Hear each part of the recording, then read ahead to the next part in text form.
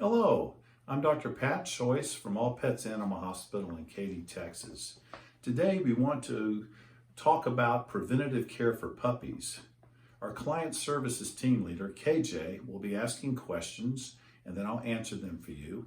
And after the video, if you have any other questions or concerns, feel free to come by or call us or email us, and we'd love to talk to you. KJ, what's the first question? Okay, what kind of preventative care does my new puppy need? That's the best question to start with. There's many things we want to look at. First and foremost is proper house training and husbandry. We want to focus on crate training and potty training, and we'll go into potty training in another video. But if you come by the clinic, I've got a little book and package of information I can give on crate training and potty training. Proper nutrition is important. We want to feed a high quality puppy food.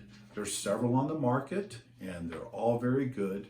One that I frequently recommend is Hill's Science Diet, Royal Canin Puppy, or Purina One Puppy. There's also a lot of other good brands. The other thing is proper chewing. We want to give them the right things to chew on, such as rawhides and Kong products. We want to avoid the puppy learning to chew on improper things like deer antlers, real bones, horse and cow hooves that can actually fracture the teeth later on. We don't want the puppy to learn to chew on cloth material, because then later on they'll start to chew on socks and cloth material and get a blockage. Vaccinations are very important, and there's several that we want to give. The most important is the distemper and parvovirus vaccination starting at 6 to 8 weeks of age. Proper parasite control is important. We want to control intestinal worms, and particularly those contagious to people, such as hookworms and roundworms. There are other parasites that we'll check for with a stool check. Then we want to put the puppy on proper heartworm prevention.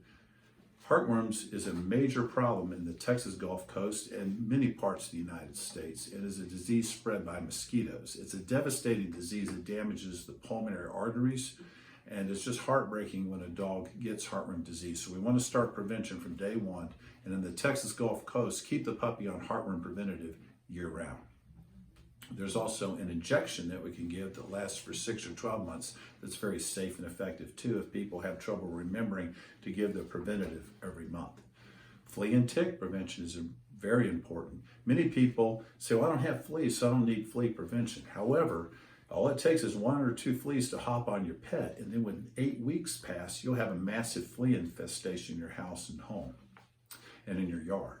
In the yard, you may not have fleas in your house, but in the yard, stray animals can go there and seed your yard down with fleas, and then within a few months, your pet will get fleas, and you have a massive infestation. So putting your pet on flea and tick prevention is important.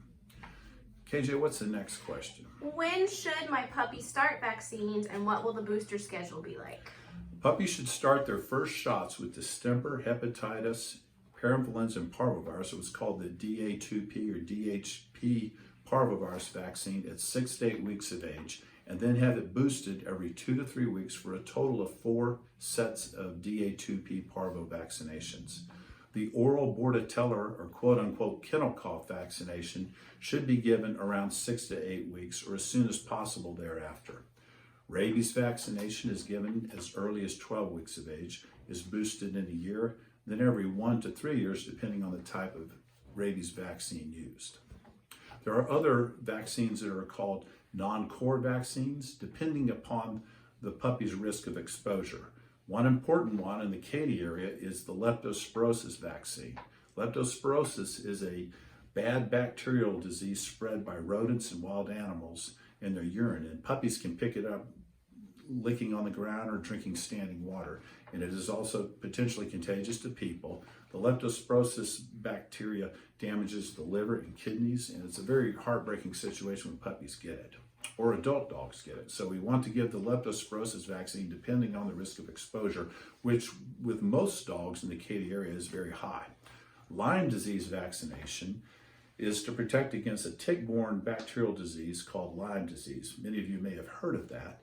It's particularly common in the Northeast and Mid-Atlantic states, but it does occur in Texas. And if your puppy's going to travel other areas where there are ticks And there is endemic Lyme disease, and we definitely want to vaccinate your puppy against Lyme disease. That's especially important with hunting dogs.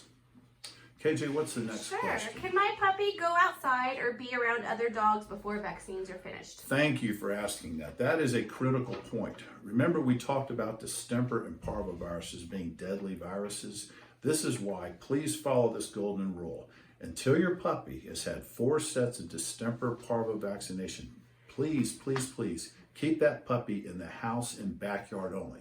We have 0 immunity until we've had those 4 sets of shots. So house and backyard only. Now, other puppies or dogs that are current on the shots can come over to visit your puppy at your home.